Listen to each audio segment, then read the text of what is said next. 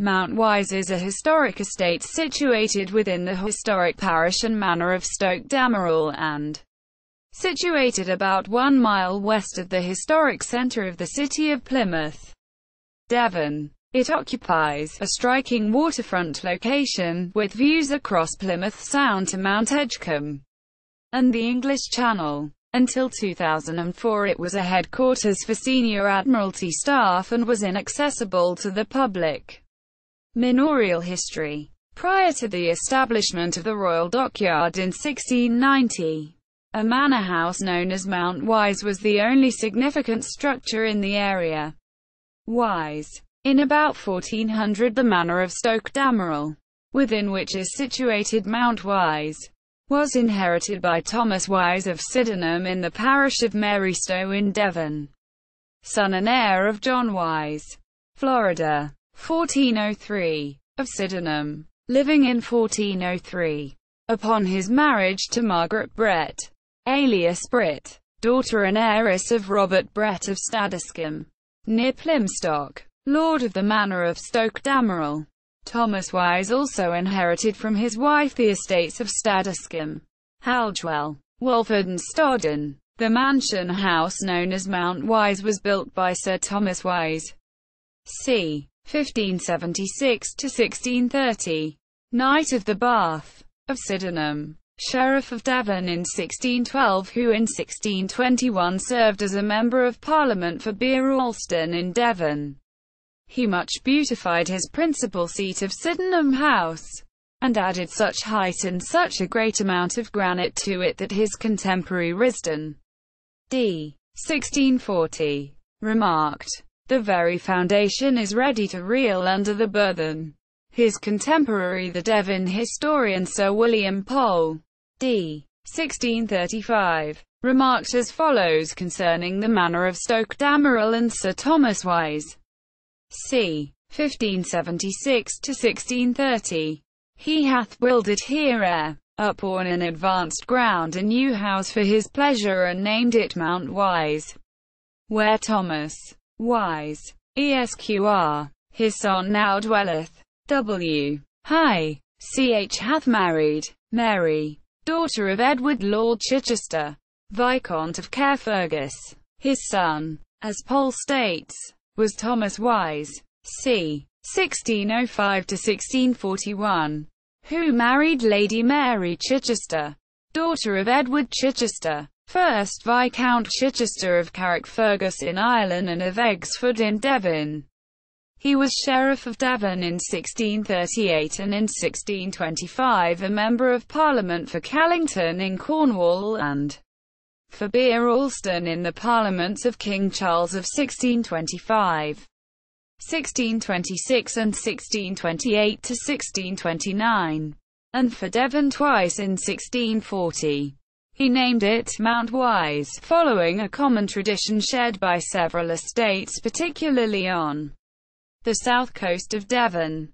For example, Mount Edgcumbe, Mount Galpin, Mount Tavy, Mount Radford, Mount Drake in the parish of Musbury, Mount Inham in Exeter, Mount Batten near Plymouth, Mount Boone, Mount Gold, Plymouth, etc. The son of the latter was Edward Wise, 1632 to 1675, of Sydenham, thrice MP for Okehampton, who in 1667 sold the manor of Stoke Damerel for £11,600 to Sir William Morris, 1602 to 1676.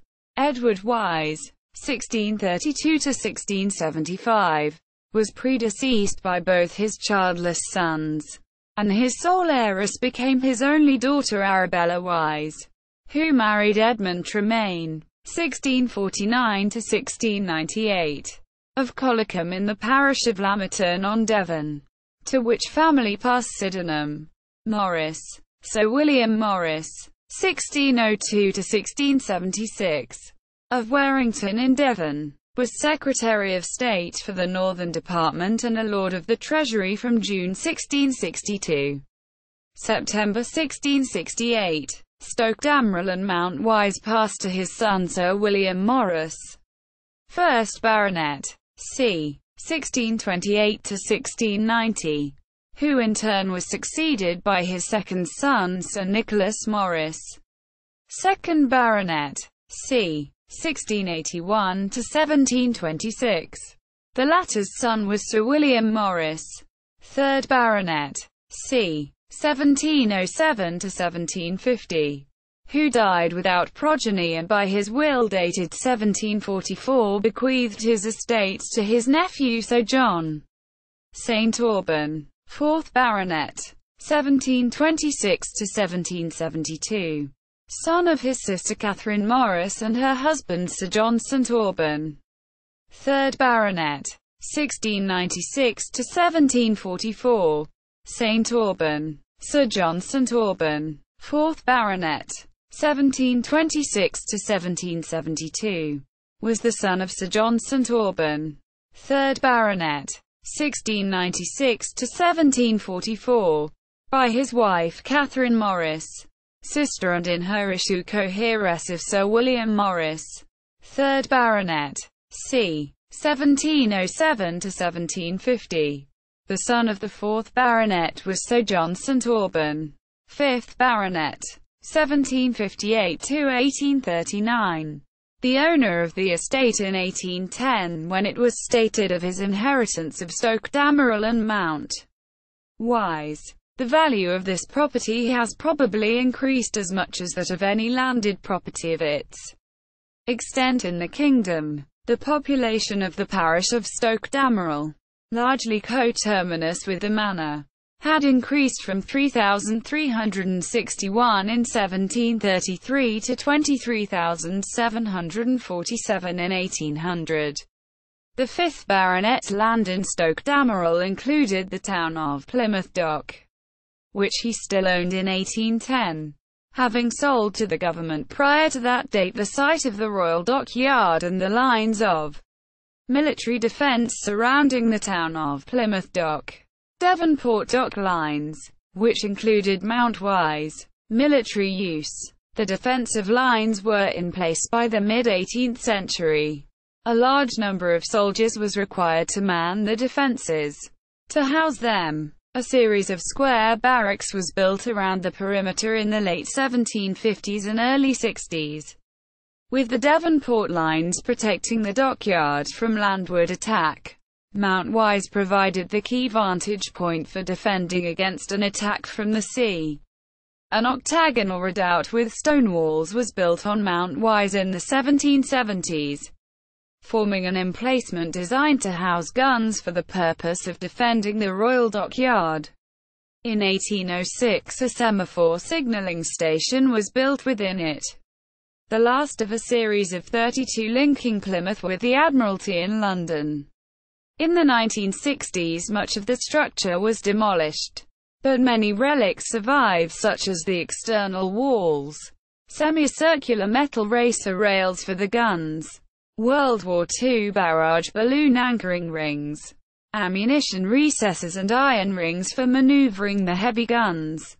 In 1998 a 40 meters high mast was built, with circular viewing platform for recreational use by visitors, giving panoramic views, most notably westward to the Royal William Yard.